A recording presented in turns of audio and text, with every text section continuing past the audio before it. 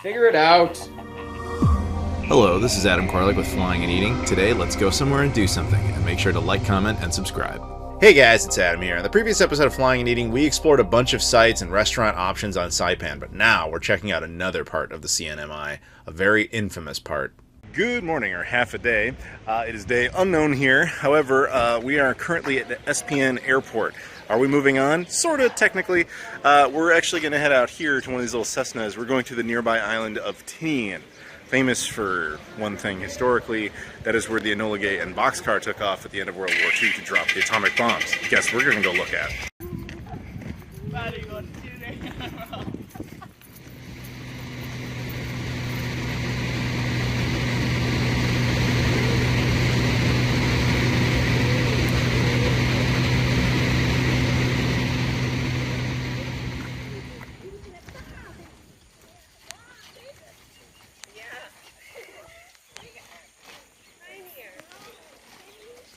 And with that, I am back on Tinian. Yes, I've actually been here before. So we have some World War II guns and stuff. This is right outside the airport. We're currently waiting on a ride from a guy named Don. He is an author. We'll talk a bit more about him, I'm sure. I don't know if he's camera shy or not. We'll find out about that. But yeah, he's going to show me a little bit of history. Good, like, fascinating stuff. So behind me over there, that's Don. He's a little camera shy. No problem, though. He's a super nice guy. He drove me out here. These are the atomic bomb pits. There's one back there. I'll show you a little bit more close up. He wrote a book on the subject. I bought his book over at American Memorial Park. He signed it for me, which was super nice of him to do. And I'm just kind of taking this in and enjoying this. There's a lot of construction going on Tinian. The U.S. government has kind of come back here. They're kind of turning it into like Guam 2.0 for military purposes. It's going to be renovated and kind of restored back to its original intention, not nuclear bomb dropping, of course, but just military-based stuff. The United States considers it a high priority within what they call the second island chain. Basically, if Guam got annihilated or whatever, they want to back up, and that's the form of Tinian. So we're in a unique position here where this still has all the history, kind of has that like abandoned history type of look to it, but is becoming high priority again. So eventually it may not be accessible anymore.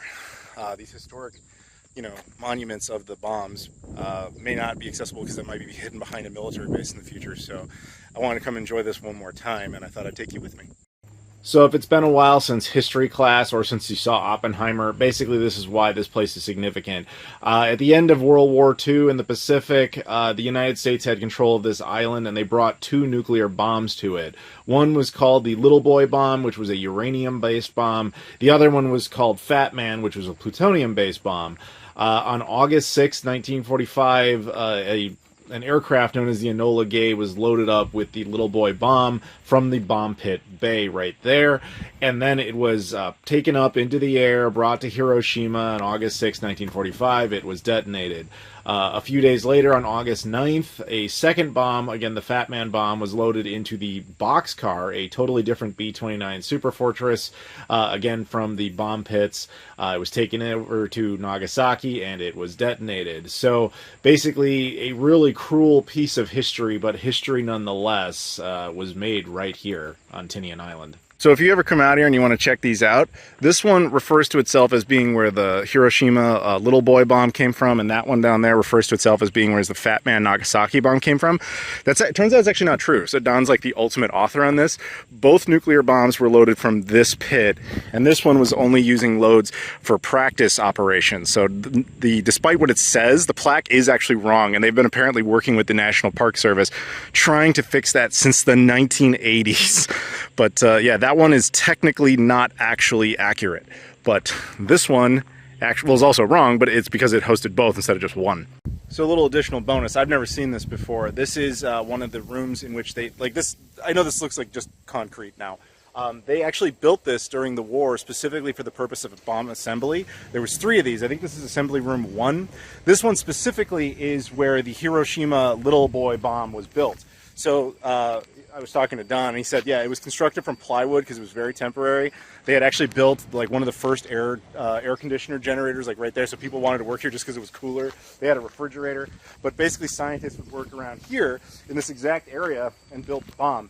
And at one time, right here, the little boy bomb was built. It was finalized and put together. And then it was put on a truck, taken out to that bomb pit, and the rest is history. So Don back there told me something pretty cool. So he used to hang out with Paul Tibbets, which is the guy who flew the Enola Gay to Hiroshima. And according to him, they hung out here once. And Paul Tibbets told him, this is the road that the Enola Gay came down. He drove here, and then he winds over there where that car is now, where Don is, turns in as far as he can go, and then runs down that runway. And that is where the Enola Gay took off on its way to Hiroshima, Japan. So another cool little bonus here, like I mentioned before, Uncle Sam, U.S. government, is getting more interested in Tinian again. So this is actually the foundation of a facility. This is privately created. This is not the U.S. military here.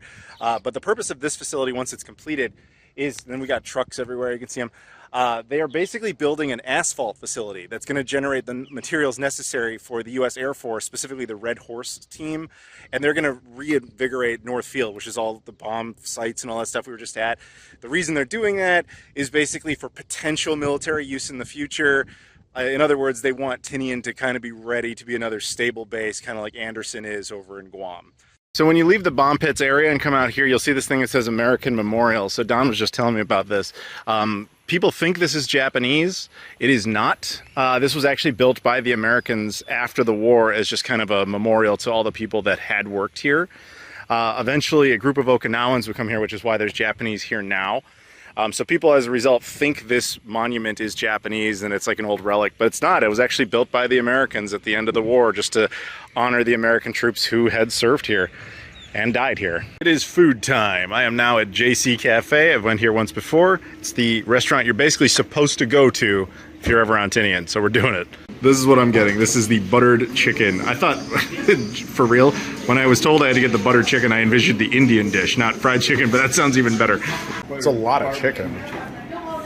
Yeah, it is. It comes with a side of rice, too. You have some to carry with you. Oh yeah, a lot. I'll have to check my chicken in the plane. So the food there was very good. The chicken was great. I had some rice with it. It was awesome. And then Don got this like hamburger steak type of deal. It was cool hanging with him because like everybody just comes up and talks to him. Everybody knows him here. And then we drove past the there's some old Chamorro Carolinian like latte stones. I forget. Apologies in advance. I'm not 100% sure if those are Chamorro or Carolinian, but they're very nice. And then now I'm over at this little harbor. So this harbor is the old harbor. I guess I can't. The vantage point is a little difficult because a lot of that's closed off now. But they're gonna do like massive renovation and change all that. And I think Uncle Sam's having something to do with that. But I wanted to show you this. So you walk down here, and this is what you get. The breakwater there is going to be completely upgraded because that was actually hit by a typhoon a while ago. But they're changing that. It's going to upgrade it. And then you just see this. Like, look at this. You just walk. I mean, I would if I didn't have shoes on. But, like, just amazing. Again, this is all America. Come on out. Enjoy it. So out here, this is right by the harbor or bay and everything I showed you. We have old Japanese stuff. This used to be a Japanese like sugar plantation when it was still Japanese. Obviously there's some war remnants and everything here. This was like a huge thing that the Japanese did, and they actually also built facilities here. You can see Don back there a little bit. He claims this is a pickle tree, and I feel like he's doing this to A, punk me, and B, just punk me because he probably doesn't realize how much I hate pickles. It looks like a pickle, and if you were to taste it, it tastes like a dill pickle, a sour pickle. That's revolting. Obviously pickles do not grow on trees. It's like a little pepper. But it apparently tastes like that. Will I eat it? No! You guys know how much I hate pickles. Maybe I'll give these to Glenn. He can suffer. I am now back at the airport. I want a huge shout out to Don for taking me around all the sites. He's a cool guy. A little camera shy, but still cool. The pickles thing, I swear, was not a bit. He did not know anything about me. He just thought that would be funny, not realizing how much I hate pickles. But all the same, really cool of him to take me around. Again, we got our World War II guns and everything. Like I said, I advise anybody who can come out here, do it. It's an interesting piece of America with interesting history and everything.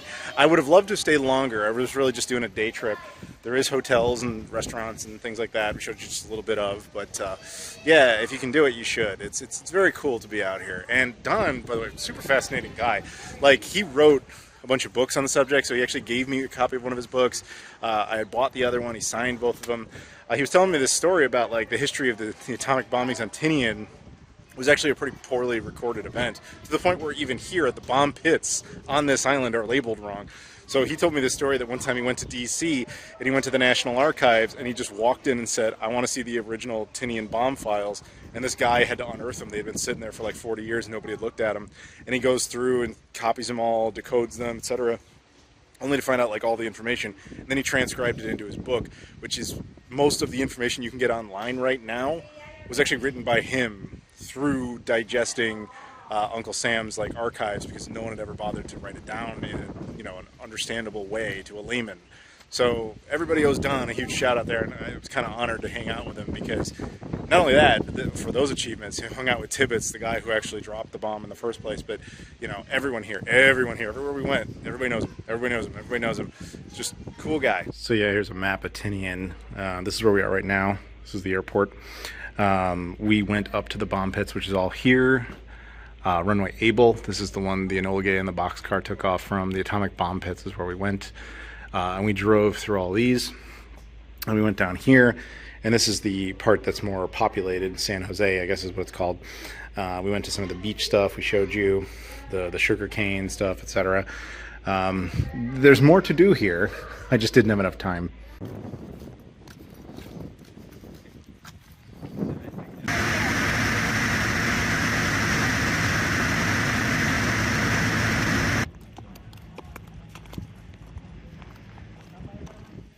Alright, it's been a few hours, and we're going to go hang out with Glenn.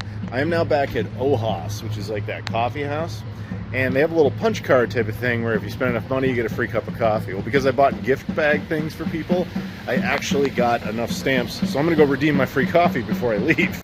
It was worth a free Americano. Iced or hot? I went with iced. Americanos, by the way, mostly bullshit. Basically, European interpretation of a tall black coffee or a large black coffee. Let's make an espresso and pour a bunch of extra water in it. That's not what a large black coffee is. But whatever, free coffee. Glenn and I are now chilling over here on the beach. A little bit before sunset.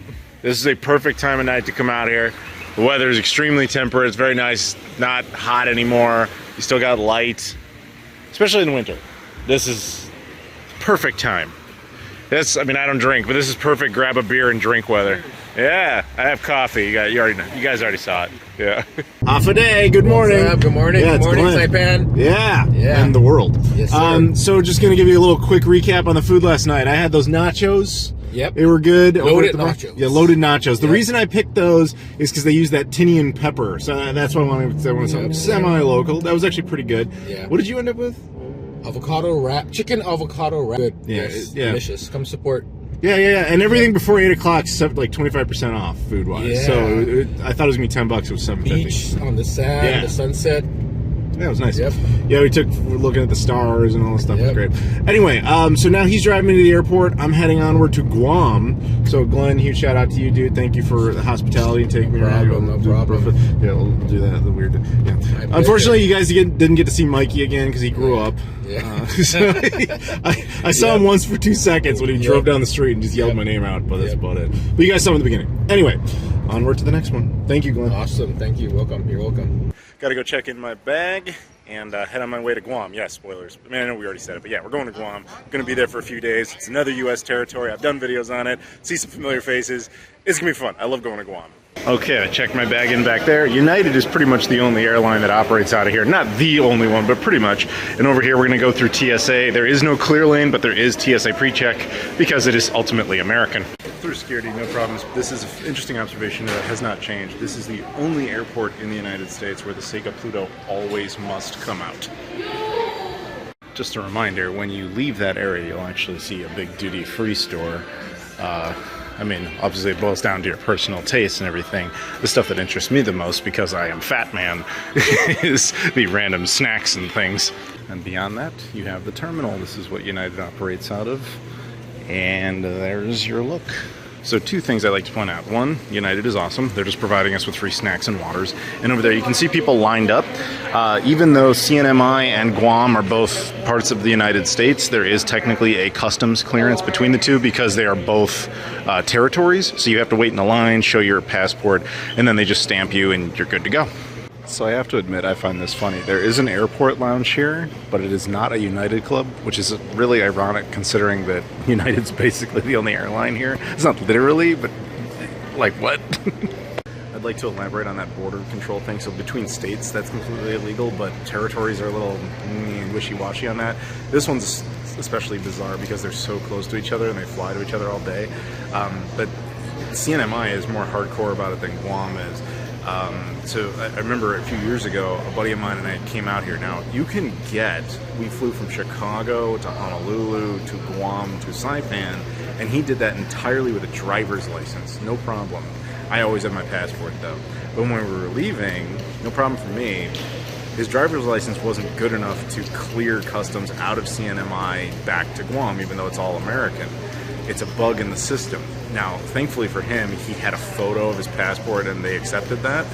But they were telling him, like, you can't leave without it. Like, you're not allowed on the plane. So he was getting, like, flustered. But, yeah, just keep that in mind. Like, you do need a passport to leave here, even if you're going back to the other parts of the U.S. It's a glitch of territorial status.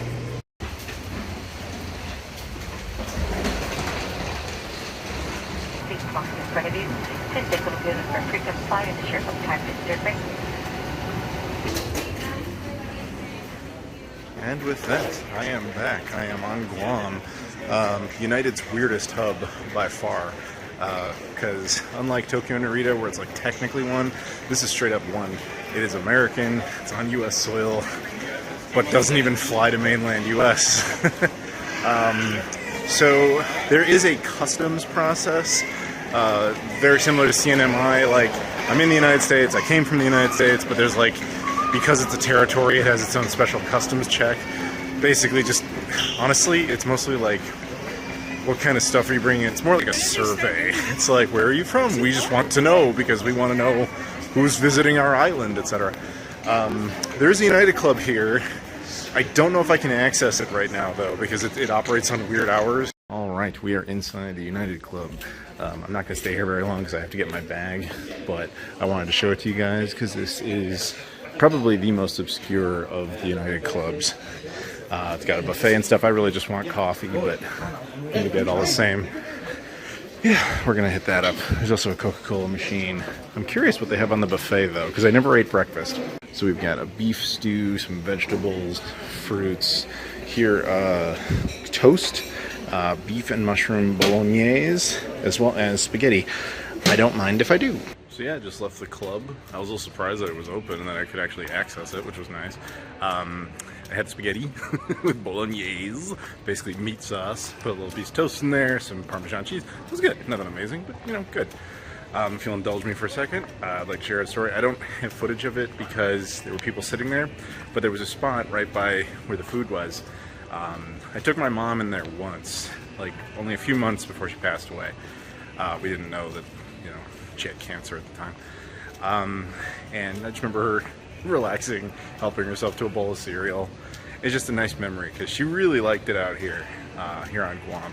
Because it was the first new piece of America she had been to since I went to Alaska when I was 13, and once we did that, that was the 50th state. We had done everything, including DC, but we had never done any of the territories. And so this is the only one we ever got to do together, and that was part of that trip, and it was nice. It's just a nice memory.